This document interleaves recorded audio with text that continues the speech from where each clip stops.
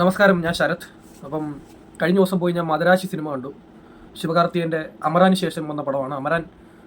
അമരൻ എന്ന് പറഞ്ഞാൽ ആ ഒരു പടത്തിനെ നമ്മൾ എടുത്ത് പറയുമ്പോൾ അതിന് ഒരു വലിയൊരു പ്രത്യേകത ഉള്ള സിനിമയാണ്.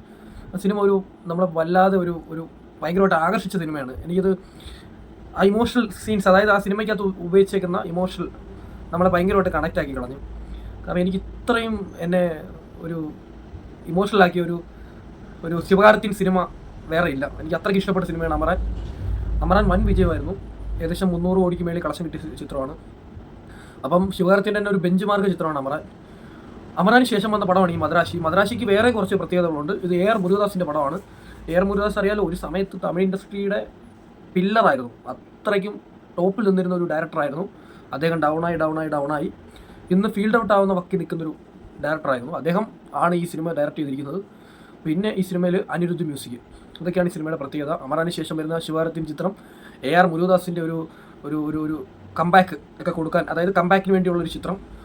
അങ്ങനെ ഈ സിനിമ ഇന്നലെ കണ്ടു. ഈ സിനിമയുടെ ഒരു മെയിനായിട്ടുള്ളൊരു ഔട്ട്ലൈൻ പറയാം. വീക്കായിട്ടുള്ളൊരു സ്റ്റോറി, ഗംഭീരമായിട്ടുള്ള മേക്കിങ്, അനിരുദ്ധ് പൊട്ടിച്ചിട്ടുണ്ട്.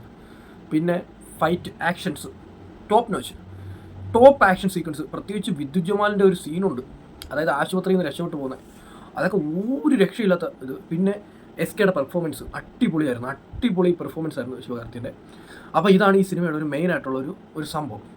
ഒരു കിട്ടിലും മേക്കിങ്ങിൽ, കിട്ടിലും പെർഫോമൻസിൽ വന്നൊരു വീക്ക് സ്റ്റോറി ആയിപ്പോയി. ഇതാണ് ഏറ്റവും വലിയ പോരായ്മ. അനിരുദ്ധ് എസ്പെഷ്യലി അനിരുദ്ധിനെ നമ്മൾ പ്രത്യേകിച്ച് നമുക്ക് അനിരുദ്ധിൻ്റെ കാര്യങ്ങൾ പറയേണ്ട ആവശ്യമില്ല. പിന്നെ സോങ് ഒക്കെ കൊണ്ടുപോയി ഇട്ടേക്കുന്നത് നമുക്ക് അങ്ങോട്ട് സിങ്ക് ആയില്ല, അതൊരു പ്രോബ്ലം ഉണ്ട്. പക്ഷേ സോങ്ങൊക്കെ നല്ലതായിരുന്നു. പക്ഷേ ഈ ഡയറക്ടർ ആ സോങ് അവിടെ പ്ലേസ് ചെയ്ത സ്ഥലങ്ങൾ ശരിയല്ലായിരുന്നു.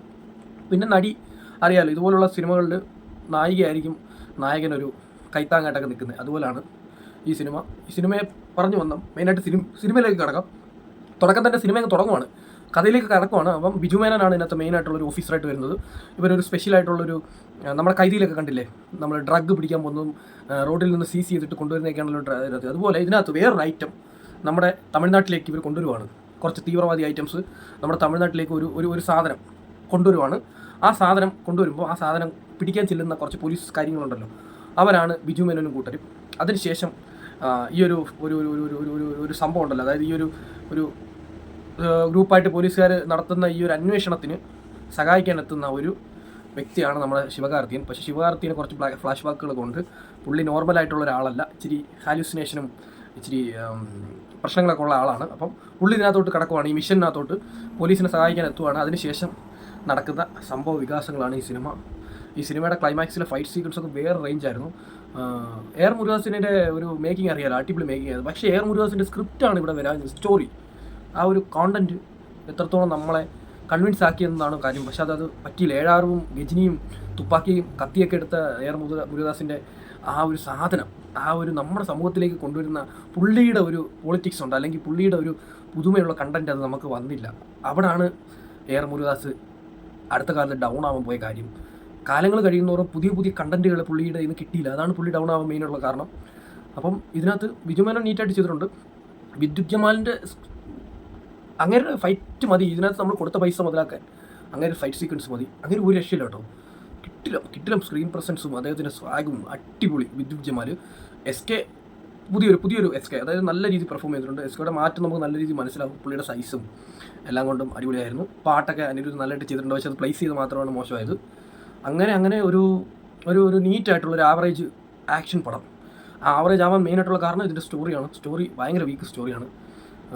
അതാണ് എനിക്ക് പറയാനുള്ളത്. പിന്നെ കുറച്ച് തുപ്പാക്കിയുടെ എലമെൻറ്റ്സ് വന്നിട്ടുണ്ട്. ഇങ്ങനെ കറങ്ങി തിരിഞ്ഞ് ക്ലൈമാക്സ് എത്തിയപ്പോൾ ആ തുപ്പാക്കി പോലൊരു മോഡൽ ഐറ്റംസ് ഫീൽ ചെയ്യാൻ പറ്റി. അപ്പോൾ ഇതൊക്കെയാണ് മദരാശി.